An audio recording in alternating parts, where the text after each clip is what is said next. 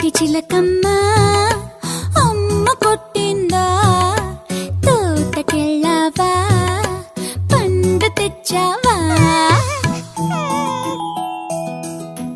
గుడ్లు పెట్టావా గుటుక్కుమన్నావా గుడ్లు పెట్టావా గుటుక్కుమన్నావా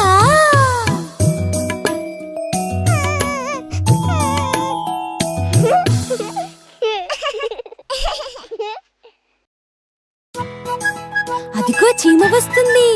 ఎక్కడి నుంచి వస్తుందో అడుగుదామా? చిట్టి చీమ ఎక్కడికెళ్ళా